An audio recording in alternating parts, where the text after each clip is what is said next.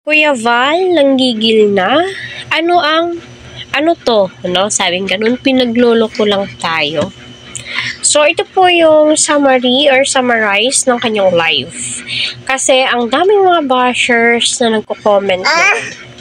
Sabi nga po ni Kuya Val, bakit magpapaakbay ba ang isang babae kung wala siyang gusto or hindi niya gusto ang isang lalaki? 'Di ba? Kipag-holding hands ba ang isang babae kung ayaw niya sa isang lalaki, which is totoo po yan at ranas at na-experience na din po yan ni Kuya Val Santos Matubang. Kaya ayun, supalpal ang mga bashers. So dyan nga po daw ay pinagloloko lang ba tayo? At alam naman po natin kung ano yung kasagutan mga ka-Team EDC. No need na pong ipaliwanag palagi ni Kalingap Edu ang kanyang side at sabihin seryoso siya kay BNC kasi may mga iba pa rin po kahit na-explain si Kalingap Edu, hindi pa rin po sila nakikinig.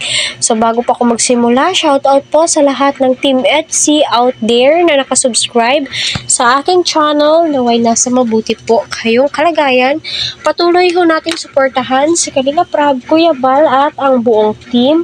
Please wag po natin skip ang kanilang ads para sa ganoon ay marami pa pong kababayan po natin ang kanilang malingap and syempre ang kanilang matulungan. So para sa akin, hindi po tayo pinagloloko ng Team EDC.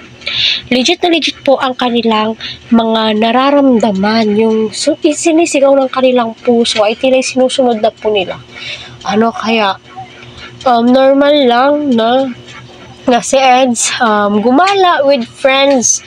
Kaya nga sa kanyang live ay normal lang daw po yan kasi sa edad po niya and syempre sikat daw po siya, which is totoo naman po, sikat na sikat si Edu at ramdam na ramdam naman po natin iyon, di ba?